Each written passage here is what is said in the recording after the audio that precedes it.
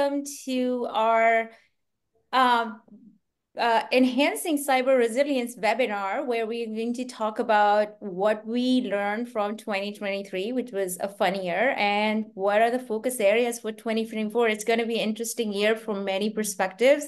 So really excited to have the group join here, illustrious folks from Recorded Future to share their perspectives. I think together we probably met hundreds of customers, traveled many different countries, attended many different events. So there is a lot of learning to share. I'm going to give us a minute more to see if we have quite a few participants joining. So just give us a minute more before we kick it off with introductions.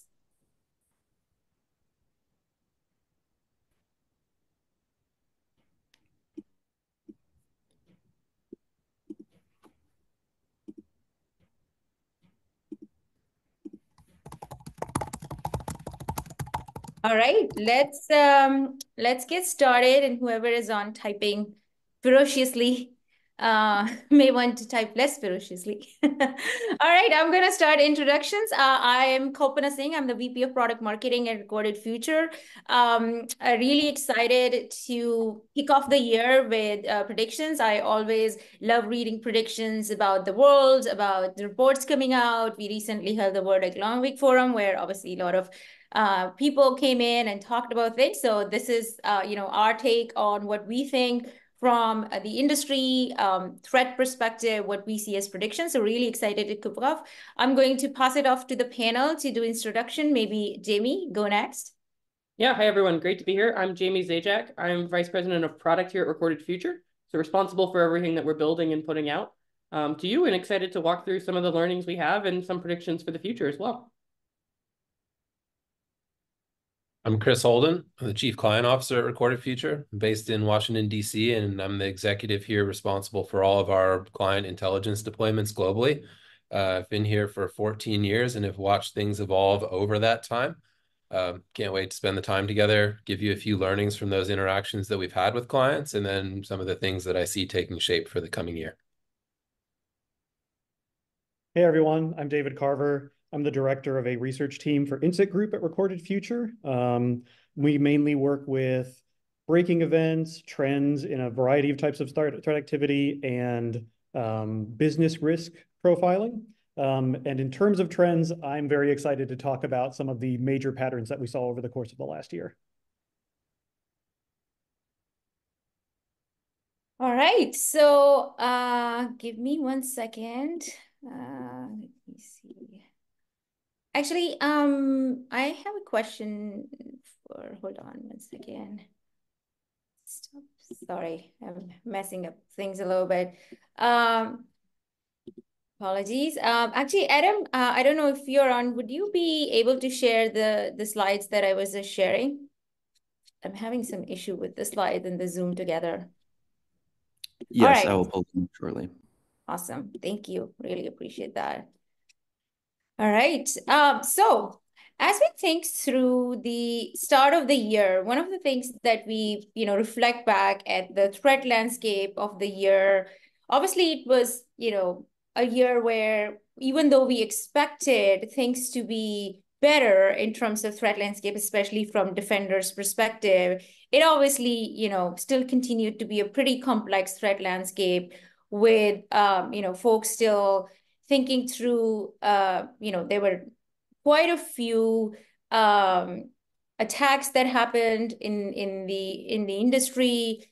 There were some of the largest and most damaging cyber attacks on record occurred in 2023. Ransomware, supply chain attacks was pretty prevalent. I'm sure a lot of you guys read and heard about the ransomware attacks on Johnson Controls, MGM, where it brought the entire casino down. The Dollar Tree, the Dollar Tree attack, as well as the Klopp Russian ransomware attack, just to name a few, leading to business impact to the tunes of millions of dollars. And, which is obviously an indication of how lucrative the industry is for the attackers, but also the huge amount of impact it has on the defenders. The second big thing, obviously, it's not a surprise to anybody, is the use of Gen AI across the board, both in positive or optimistic way, but a lot of it also in negative way.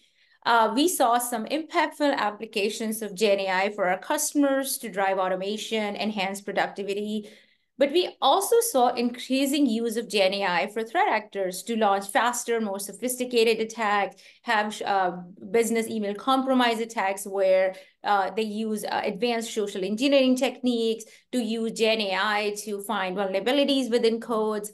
But it also created another attack surface for organizations. As ChatGPT became pervasive for use across organizations, there were developers using it to write code, to validate code, marketing teams using it to generate messaging, legal teams maybe using it to check contracts. And what happened is all of that, intellectual property at times and information was fed into this model, which don't know how it was being shared across the board with very limited controls and visibility in place. So obviously there are amazing things that, Gen AI did over the last year, but also there's, huge amount of unknown that is happening. And that's something, we're, excited to see what we are thinking through and what we are building. And, obviously, as the cybersecurity landscape becomes much more complex and threatening, we saw that the governments are taking it pretty seriously with some key compliance record going into effect. So in North America, one of the big things we saw was the new SEC cybersecurity disclosure requirements, which just shows that cyber risk is business risk. They are taking it as seriously as, impact to your supply chain, impact to your product quality. And now with the disclosures, it is considered in the same way. And so it is, cyber risk is not that it wasn't, but it's becoming even more pervasive in terms of, in discussions with board and leadership and how critical it is for leaders to look at cyber risk in the same way they would look at any other enterprise risk for their business.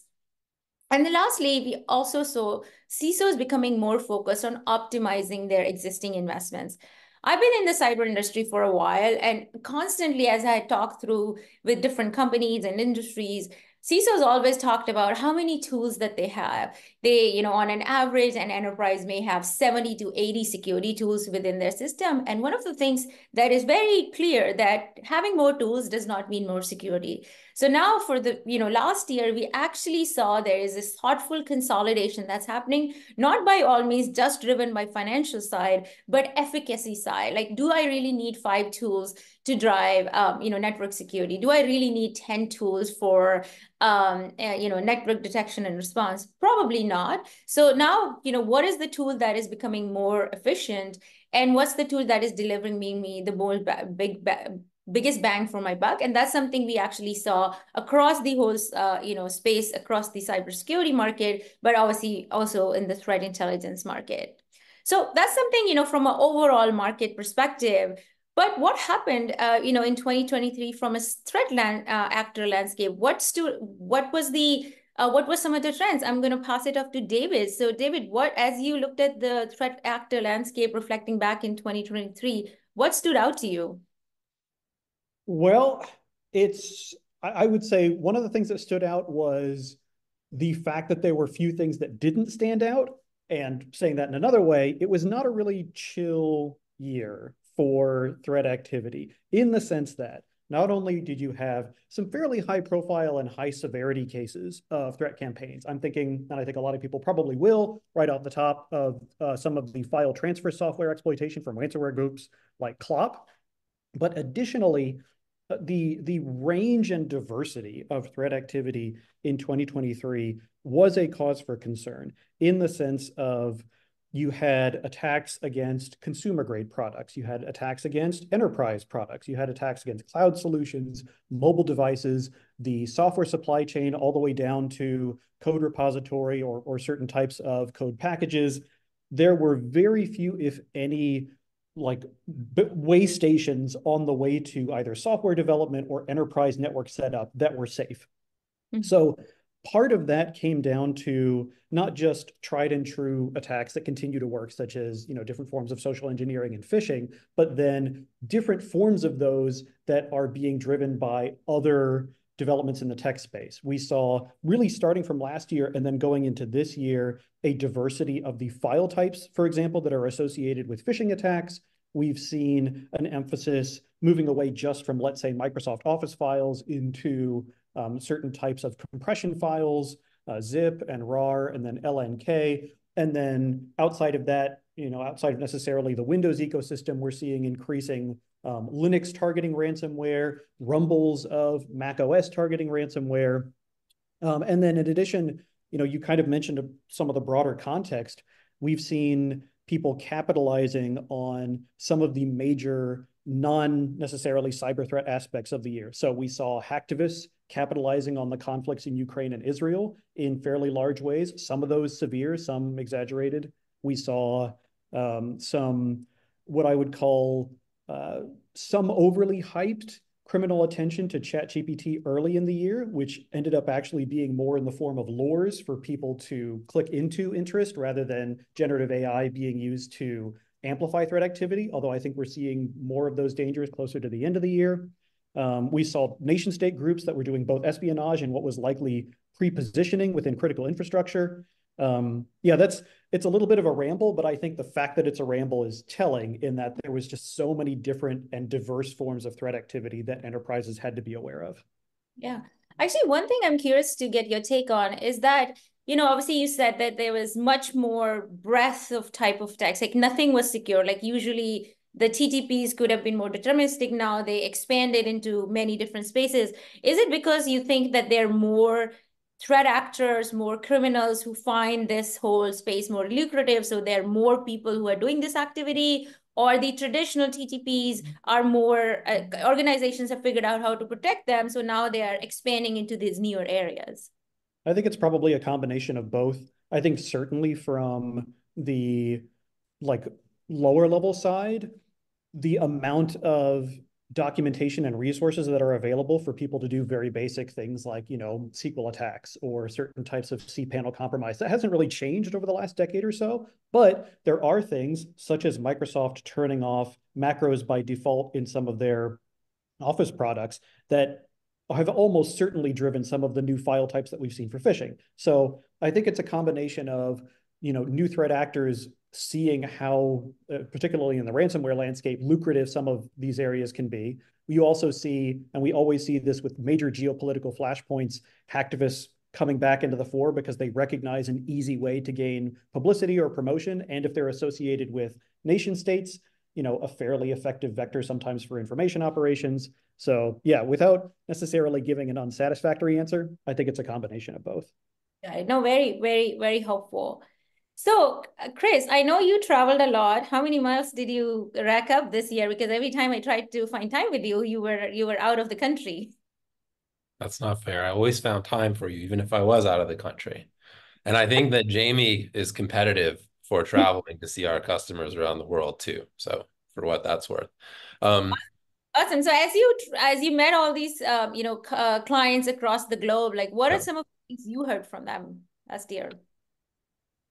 Yeah, so I'm gonna try and stitch together some of what David described in terms of the diversity of the threat landscape with something similar that I saw across all of our clients, which is also there's a similar diversity in how intelligence is actually being deployed across enterprises.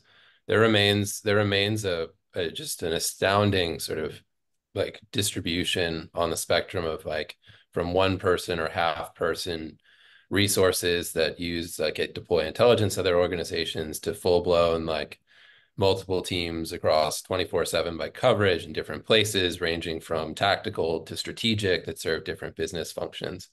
And I say that to like not to make this like an impossible thing, but to just describe that I think given that diversity, one of the things that I heard the most from clients was figuring out how to take whatever that work is that those teams are doing in whatever sort of scope that it might be, and how to figure out what to represent back to leadership, especially given the diversity of threat. And you often have these dynamics where, someone in the C-suite reads a news article and they start to like sling, what is this? What is this thing? And the response might actually be, it actually has nothing to do with our enterprise. We have controls in place. It doesn't apply because we don't run these technologies.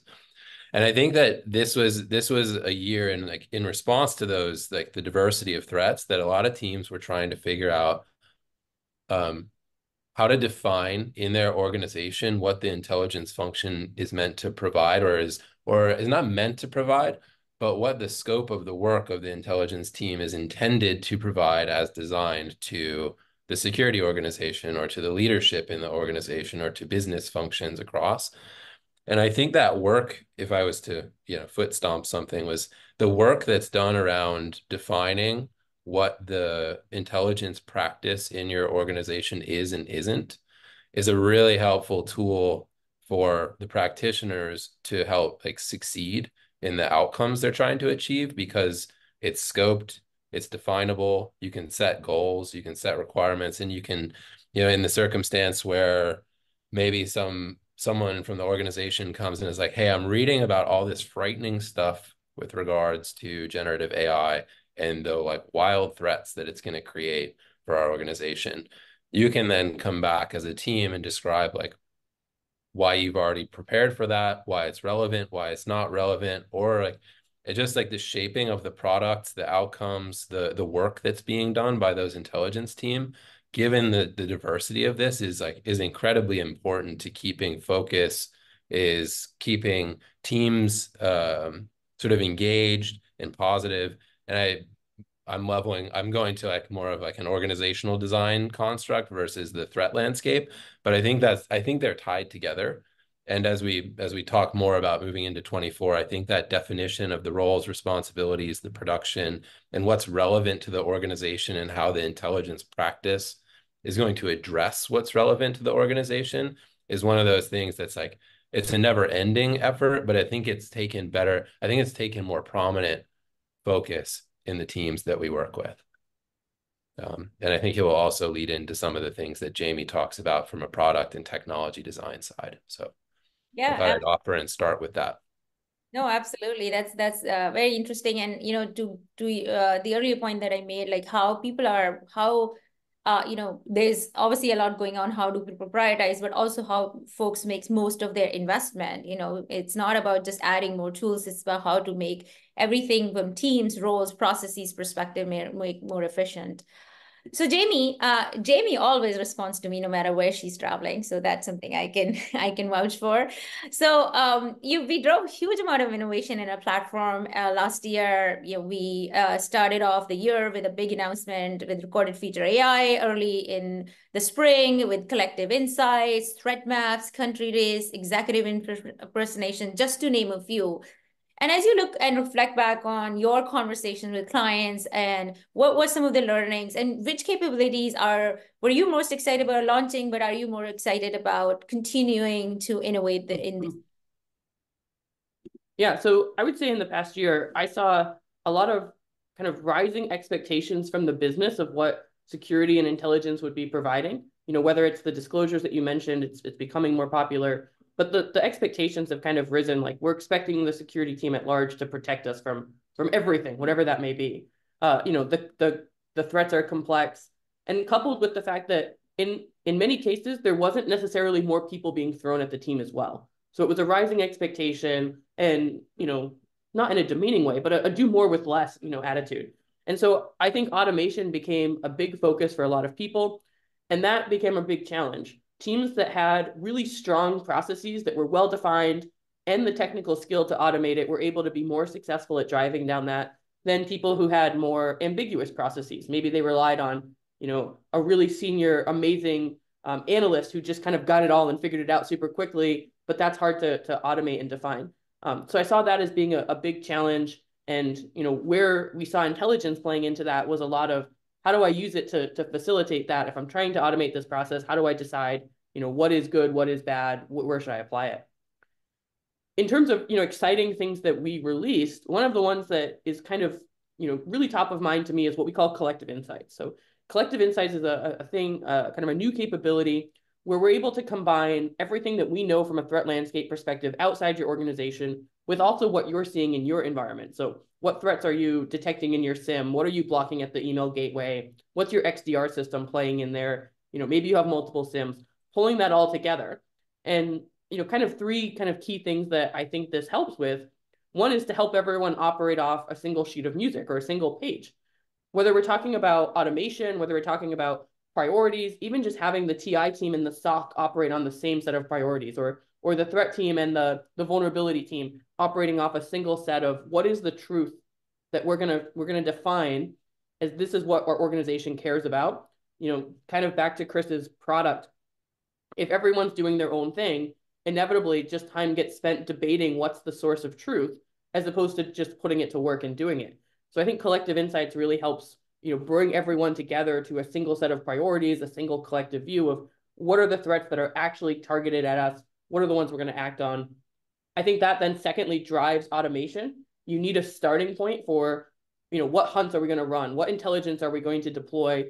How do we make sure we're not just creating noise, but we're actually, driving to some of those outcomes? How do we make sure that things are kept up to date? Because, what we don't want is intelligence that's put out there and then becomes stale, and generates false positives and more work. And finally, I think for years, people have really looked at how do we then take what we're seeing in our environment and turn that back into intelligence? And we've had to do these things quite separate, blending an external landscape or what's happening in the industry or manually mapping things to MITRE and then compare that to what we're seeing and try to gain insights. And I think the products that we have now can actually do a lot of this for us so that the team isn't focused on reading a long report and trying to gain insights and compare. It's just happening right there for them. They're focused on what am I going to do with this? How do I put it to work?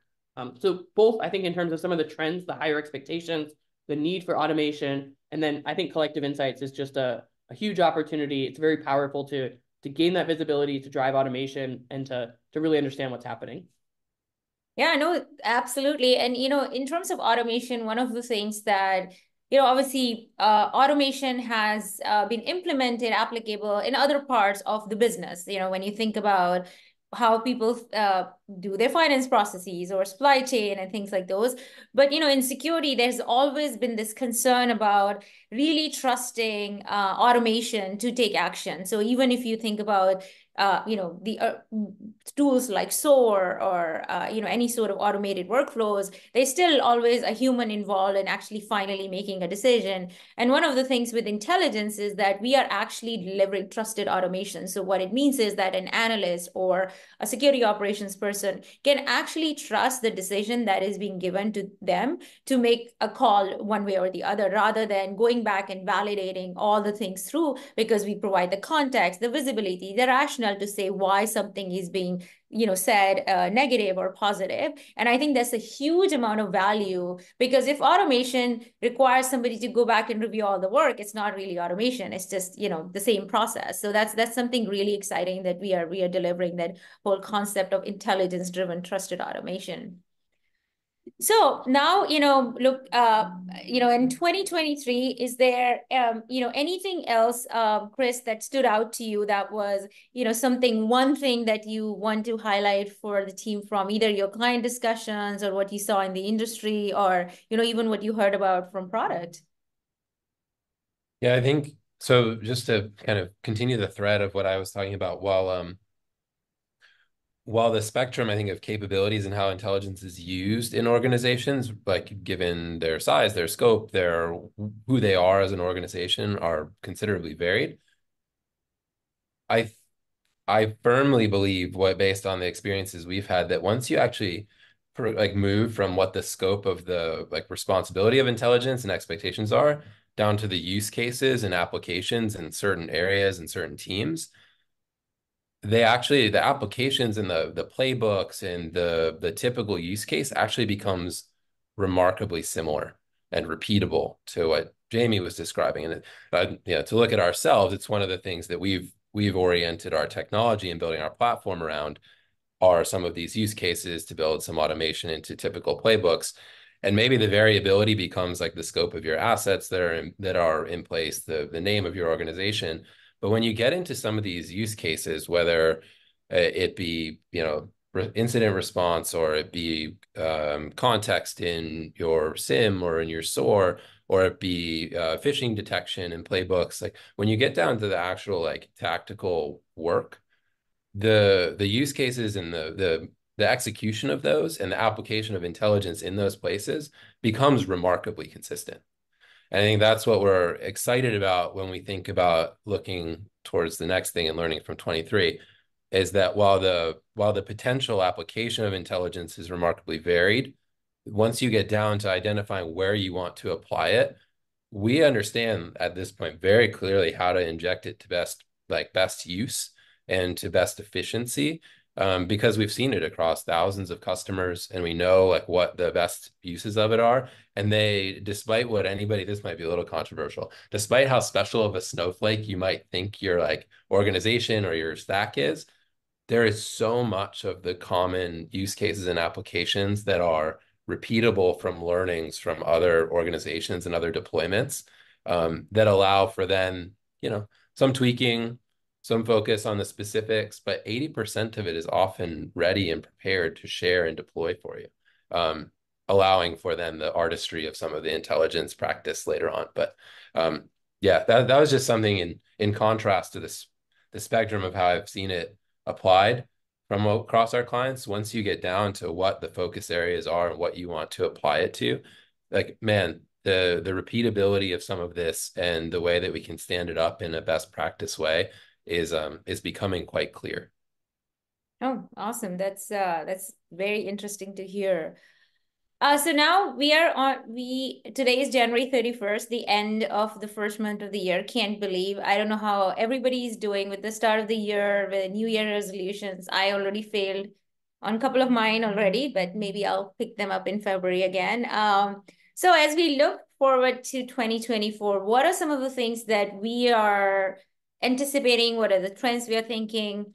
It gives me no joy to say that geopolitical risks will continue to be the top of mind for governments and organizations alike. We have two active wars, multiple conflicts brewing, impacting the way businesses think about risk, citizens think about risk, and I know how, organizations and governments want to build resilience. And as I mentioned earlier, the World Economic Forum that happened in Davos recently, as part of that, the global risk report that they published, cyber insecurity, is a global risk over multiple time horizons, and risks such as malware, deepfake, misinformation threaten supply chains, financial stability, and democracy. And the another insight that came out of that is that emerging technology will make long-standing cyber-resistant challenges more acute. So again, as organizations race to adopt new technologies, whether it's generative AI or new way of building code or infrastructure, adopting these new technologies will just make existing problems more acute, but also pop up new problems for organizations, which is just going to make, like Jamie mentioned, the ask on the cybersecurity teams is just going to be bigger as a result of that. And and as I mentioned, from a generative AI perspective, even though we have a lot of hope in terms of what all business problems it can solve, the outlook that, with leaders across the world is probably not as positive as we expect. And one of the surveys that was conducted at the World Economic Forum, as part of the Global Cybersecurity Outlook, fewer than 1 in 10 respondents believe that over the next 2 years, generative AI will give advantage to defenders over attackers. And in fact, over half of the executives say that advances in adversarial capabilities, like using phishing, malware, deepfakes, present the most concerning impact of generative AI in cyber.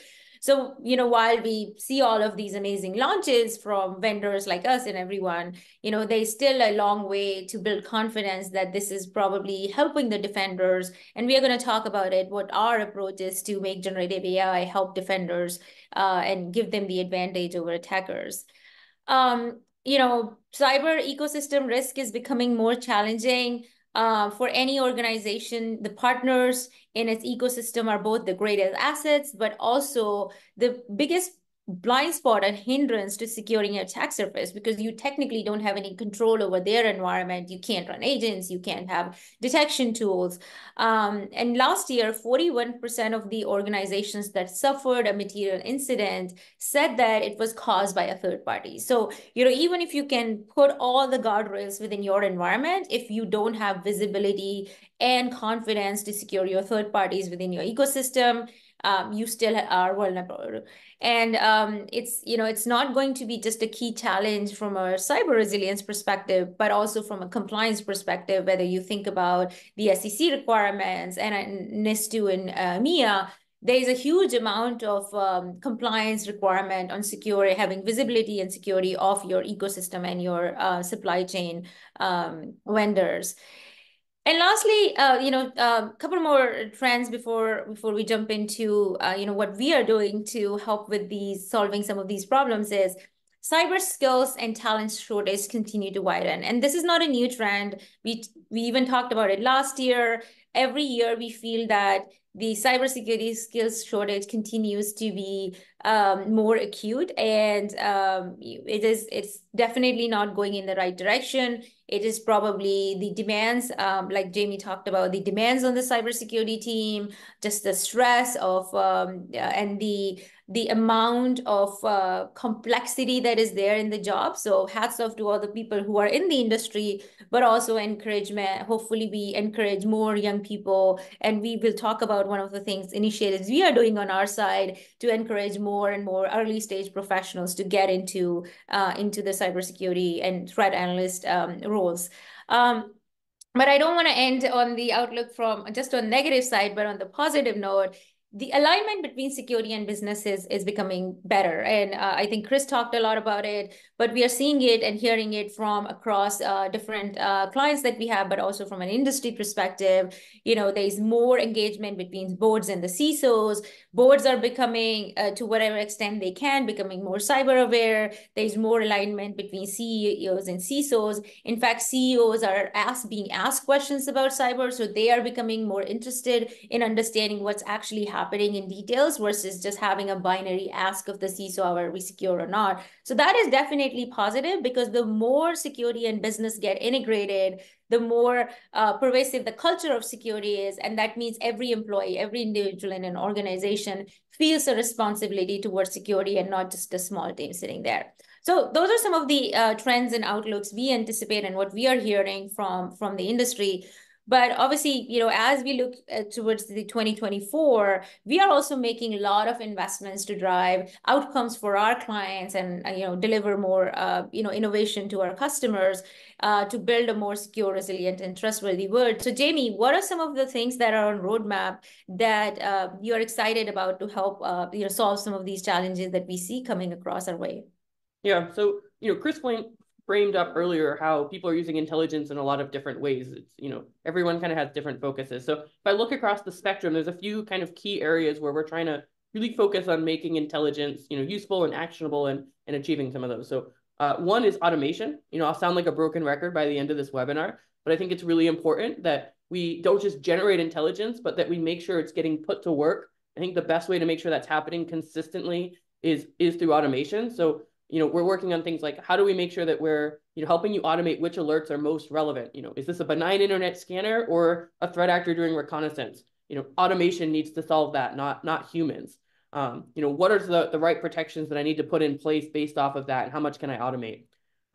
Second is looking at the attack surface. You first need to really understand what is my attack surface if we're going to then go protect it. And I define the attack surface not just as kind of a technical attack surface. What are the assets and what are the exposures and vulnerabilities I have? But we need to look a little bit more broadly. What identities do I have where people are logging into externally facing servers and services and SaaS services that have been compromised? Threat actors don't need to be the smartest person on the block. They just need to go buy your credential for $10 on the dark web, and they've got in. And so really understanding that and making sure that the intelligence we can provide there to not just know what's there, but prioritize it.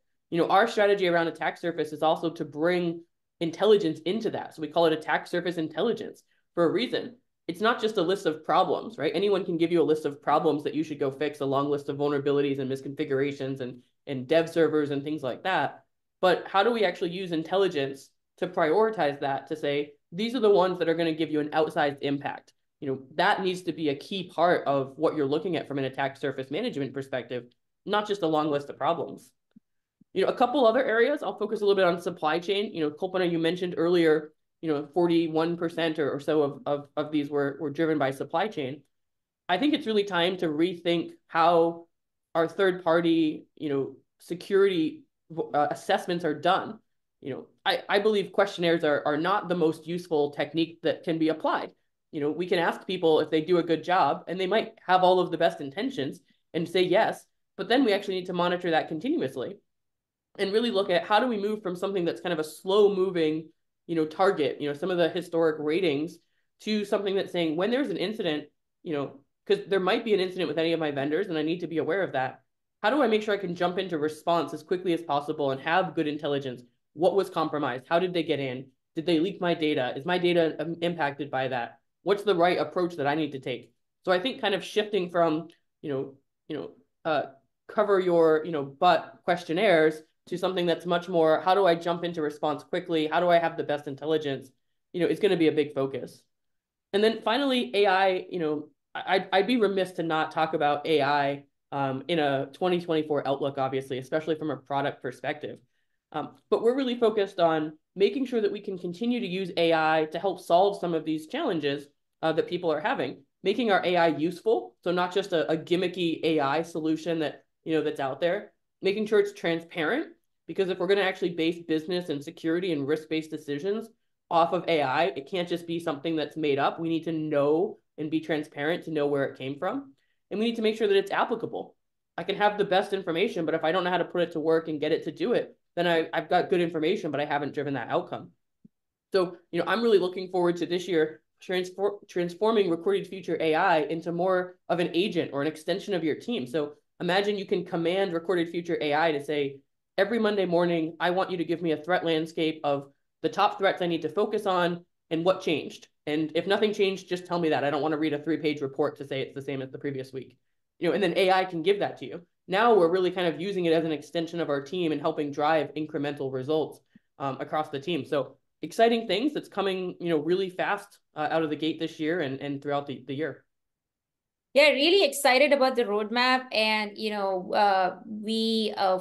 it's a pretty interesting areas that they're very interesting areas we are covering. And then, going back to the trends, we are definitely hitting on each of those to kind of how we solve the problems for our clients. So Chris, speaking of our clients, so how do you think they are preparing to tackle new challenges that are on the horizon in 2024? And are these some of the ones that you are hearing as well as some of them, as you may have talked to some of them at the start of the year?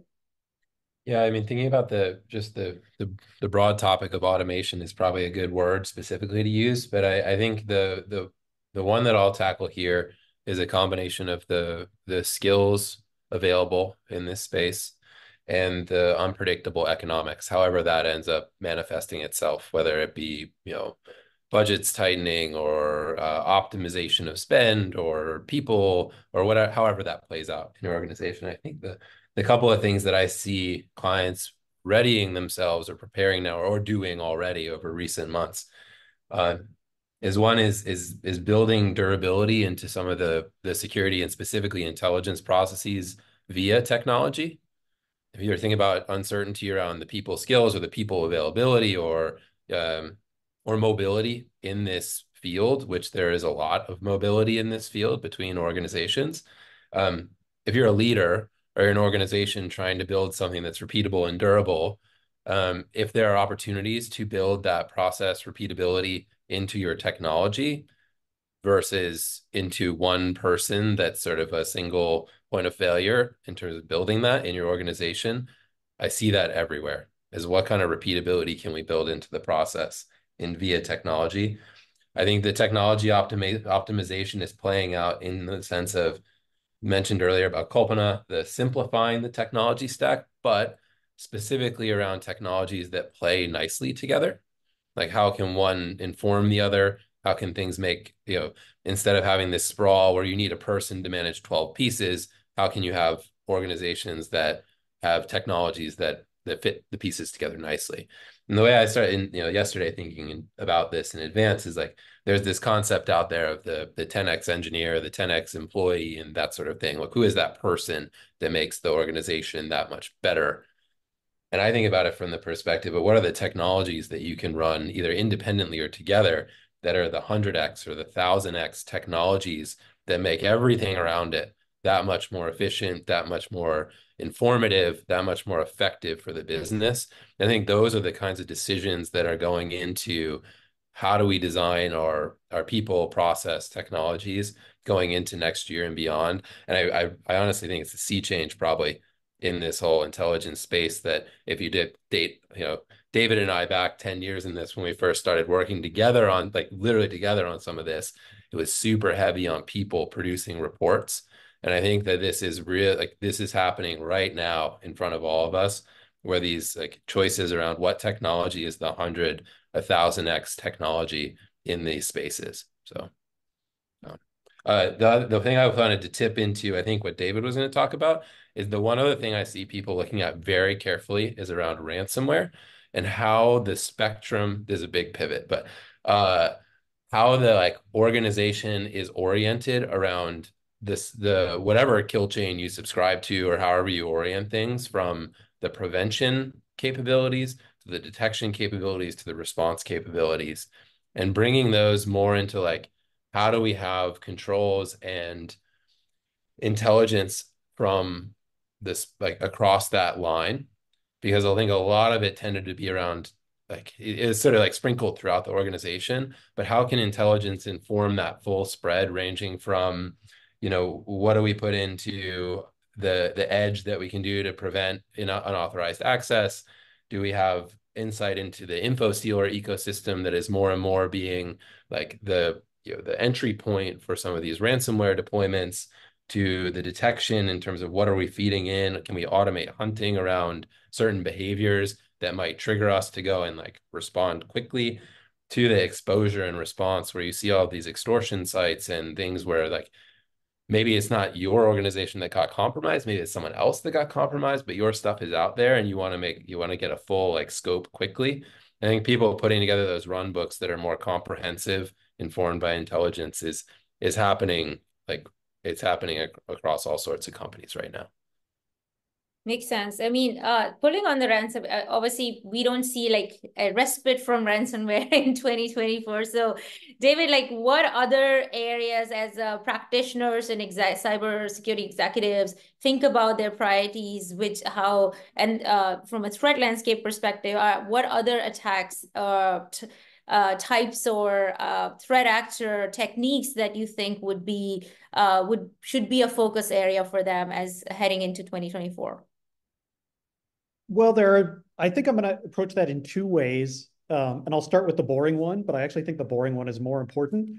It would be, I feel like, really easy for me to go after some of the more novel things that we've seen and some of the stuff that I see as a little bit more cutting edge going into the rest of the year. But in terms of bang for buck against not just ransomware, but against a number of different forms of threat activity, it is amazing to me the number of times that just the basics continue to sink organizations. So if I had anything to recommend for people going into 2024, it's make sure that you are actively and effectively segmenting your network logically and physically. Make sure that you are patching not just vulnerabilities in general, but like look for the stuff that at this point is old and shouldn't be an entry point at all. I think within the last month, we saw another campaign exploiting CVE 2017-11882. 7 years old, shouldn't be an issue anymore. Make sure that you are properly setting up where you can multi-factor authentication.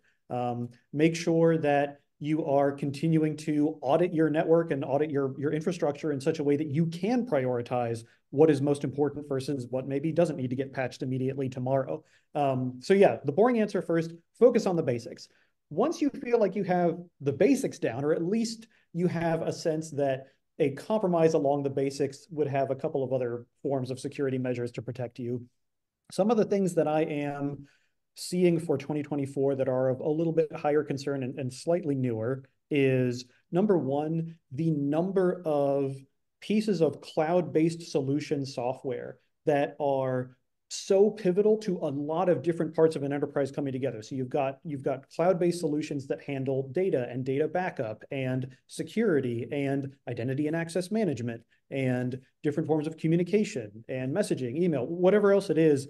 The more those types of services end up being combined into single points of usefulness, it's also a single point of failure. We've seen this with a number of different things that ransomware groups exploited over 2023. So that is where, if you have the ability to move to a kind of a more, beyond just first level sense of security, take a look at how many programs or services you use that are consolidated across a bunch of different services and require a number of permissions that can be dangerous if hit at once, right? It should not be possible for a single account's compromise to lead to someone being able to move immediately laterally to any other place on the network. And then the other thing, and I might speak on this in a little bit more depth later, is I think a trend that I haven't seen as much attention to is the nearly exponential increase in the disclosure of zero-click mobile exploits over the past several quarters in ways that dwarfs anything that happened in the previous 4 years. So I think while ransomware tends to get a lot of press for what it does for the more kind of like desktop environment, the mobile environment is what I think people need to make sure that they have a robust program for over the next, if not this year, the next couple of years.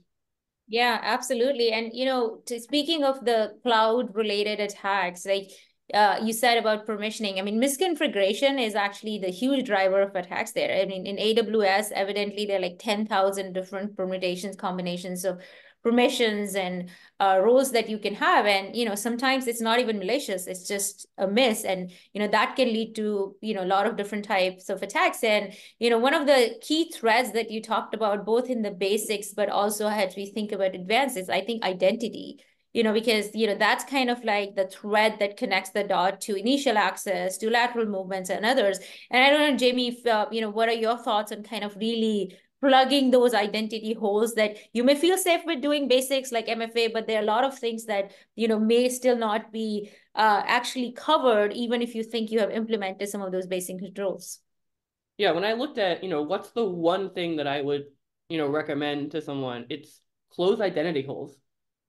We can go all the way down the path of all the most technical, sophisticated attacks, but literally, threat actors are buying credentials on the dark web from info stealers that were stolen just a few days ago, and they're getting in and they're getting around through a lot of those systems. They're smart. They find the ones that have access to the VPN, to the cloud services. The amount of times I look up, I'm working with a client and I look up and find literally an admin password compromised recently. I mean, it's horrible, but it's really something that's happening there. So closing identity gaps, knowing, reducing privileges, reducing old ones, implementing something like identity intelligence to get those passwords reset, via automation as quickly as possible. I think it's the thing that's not that hard to do that has a huge impact. And there's not a lot of things to do that we can do that, with a little bit of effort, not zero, can have a really big impact. And I think closing identity holes is a really important one. Yeah, no, absolutely. And I used to work for an identity company, so I know how important that is.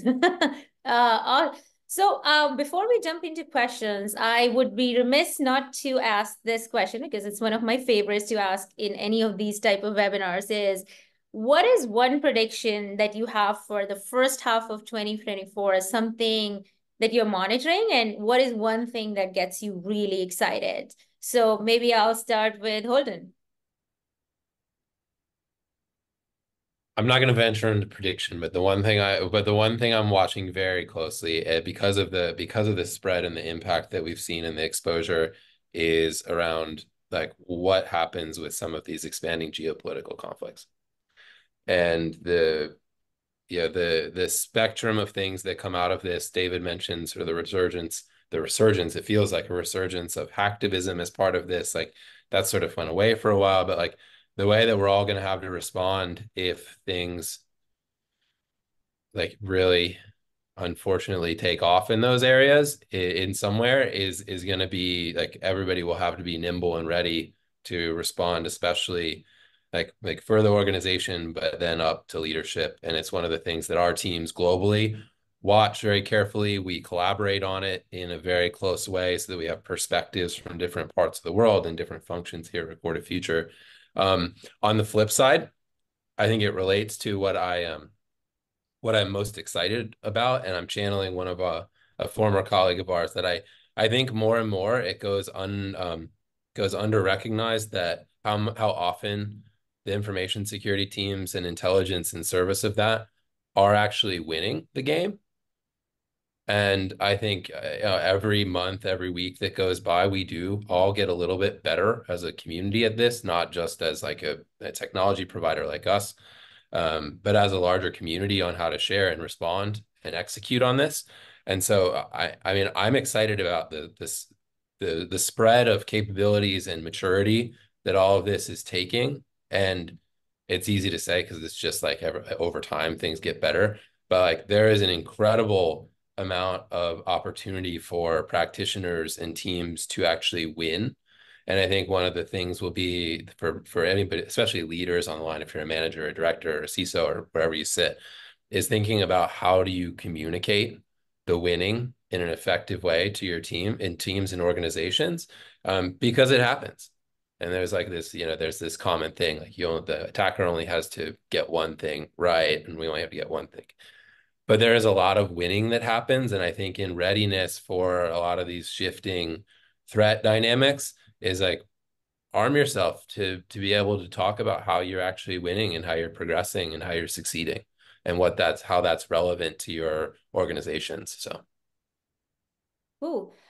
Jamie, what is one thing that a prediction or one thing you're most excited about? Yeah, I'll be quick. I think all of our roles are getting replaced by AI robots. No, just kidding. I think, geopolitical tension and supply chain, I think this is going to be, one of the top topics of the year, how those conflicts are manifesting themselves into the broader business impacts, and then how are we protecting our supply chains against them as well. David? Well, I'm going to be hopefully not too controversial with this one for prediction. I think Microsoft has had a really, really bad last 10 years in terms of vulnerability exploitation. I think that products from Google and Apple are overdue for a mass exploit campaign in 2024. I would like for that not to be the case, but I suspect that that is a scenario that has been written off, which unfortunately is still plausible. As far as what I'm excited about, I'm honestly excited about the possibility for generative AI to buy me and parts of my team time to do more analysis and less busy work. Like, I love sitting down with interesting problems and interesting data and working through that as most of my time, and not having to organize stuff in a table or to like make sure that I'm going through a whole list of data to figure out the stuff I really care about. Yeah, no, absolutely. I mean, that's something I'm very excited of using generative AI for my team as well. I think one of the predictions for me would be think I'm looking or concerned about is the geopolitical risk, but also elections. I think one of the big things there are 60 countries that are going for election this year. And with the misinformation, disinformation, and then just the geopolitical nature in general, I think that's something, I mean, we are all concerned about, and one of our visions as a company is to secure the world with intelligence. So hopefully, we can play a part in securing the world, whether it's democracies or some of the business issues that you're seeing. So I'm both concerned about that, but also the role that we can play. And the last thing I would mention is that like I mentioned earlier, that cybersecurity professionals are stressed, and we want to encourage more people to join the profession. And one of the things that we are planning to launch is we already have the Recorded Future University with a free threat intelligence course that encourages people to understand what the profession is and give people a chance to get certified with Recorded Future, and that gives them the ability to start in the profession. So really, really excited about that. And you guys should hear some updates around that in the follow-up to the webinar. So that's something really exciting, because that's a difference not only we are making into our business, but overall as an industry. So some very interesting questions. I'll try to summarize a couple of them together. So a couple of the security professionals said that they're their company or employer wants them to prevent threats. They are obviously, sometimes struggle with being reactive. How can threat intelligence help them be proactive? So any quick thoughts on that? I mean, obviously that is kind of our big messaging bit thing, but I would love to hear from folks here. Like, how can threat intelligence help security professionals be proactive? I think I'll jump in first. I think using intelligence to set a priority list that can then be communicated across the org, because then you're building buy-in as well. And then you actually are bringing focus to what are we going to do. Otherwise, everything could be, hey, why weren't you proactive on this? Why weren't you more proactive on that? You're kind of setting yourself up for failure. So I think using it to say, hey, here are the actors, the malware, the TTPs that are prevalent and relevant to us. Here's what we're going to do about them. We're gonna create this automated threat hunting program. We're going to run hunts at this interval. We're going to deploy this intelligence. I think a single set of priorities is a great starting place, because then it can really drive the rest of your program and set you up for success versus set yourself up for failure. Yeah, no, that's incredible. Another question, interesting one. I'm assuming it's coming from France. A couple of things about sharing, creating a shared information sharing, threat intelligence sharing, and with respect to supporting organizations like the coming up Olympic Games in France, like how do we think about playing a role there? And Chris, I don't know if you have any thoughts to share around that, because I know that we do a lot of work with organizations around that. So any insights that you want to put out there? Yeah, I'll start, and then David probably has some specifics from the research side and how they serve and do production, like intelligence production around these kinds of global impact events. But over the years, we've developed basically a response, or in this case, an anticipation to what we consider to be sort of like globally relevant events or activities, whether that be a globally relevant threat campaign or it be a globally relevant like activity like this one. There will be sponsors. It won't just be relevant to those that are in France around the games themselves. There will be sponsors globally. There are viewers. There are IT systems that are relevant. A lot of the stuff, so much of the interaction from people around the world is going to be digital, not just like watching the TV at this point. And so we'll put, long story short, what we will start to do in the coming, probably in the next couple, probably 2 months, is we'll start to put together a framework that offers sort of intelligence perspective from the tactical to the threat sort of actors and the campaigns we've seen, the types of campaigns we've seen historically. We'll do indicator lists, we'll do strategic production around it. And then during the games themselves in the run up, we'll do probably daily sort of sit rep type work around like anything we see or don't see. So it'll be a combination of advanced work around what we see the potential threats and risks to be for organizations and participants, to the actual like tactical pieces that we see along the way, to providing some more strategic level type observations as part of it. And that will be available to the community as we go. David, anything to add just to that? I mean, just to sort of amplify what Chris said on the specific research side of things, we will already have been putting together our priority list for what do we anticipate are going to be potential flashpoints or attractions for threat activity over the course of the year. So that is going to include things like the Olympics games. It's also going to include things like multiple different elections. It could include certain types of like major conferences, et cetera. And so we will have already been thinking through what are the data that we need in order to answer those questions. And then as we run through some of that research, not even before we publish, like, let's say, larger reporting or larger intelligence into our platform, we would already be reaching out if we saw, let's say, compromise of victims as part of campaigns to alert them early on, hey, we're seeing this. This is something that you might want to keep in mind ahead of time. Absolutely. So I think this brings us to the end of our webinar. Some quick, closing items. Firstly, I want to thank all our panelists for joining, taking out the time from their busy days to share perspectives. Secondly, folks who may be interested in just kind of, scratching the surface with the platform, we have our Express product that, it's free. You can download it, sign up. It's on our website, recordedfuture.com. As I mentioned about the Recorded Future University course, it's again, free to public, anybody to sign up. And lastly, folks who are interested in knowing more about the specific topics that Jamie mentioned, supply chain automation, we have a couple of webinars coming in February around those topics. So, feel free to, we will send communication out that. So if you want to deep dive into those topics, make sure that you put that on your calendar and attend those. And lastly, if any of our clients are joining this and they are interested in learning more about all the things that are on roadmap, we'll have a client-focused roadmap webinar coming up in March. So again, put that on your calendar. All that information will be sent out as a follow-up on the email. And if anybody has any questions, feel free to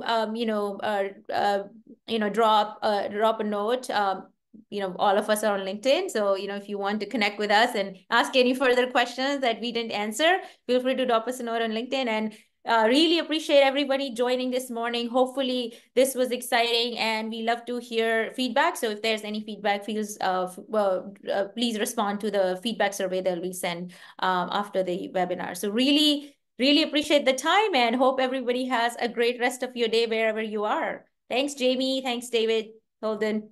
Thank you.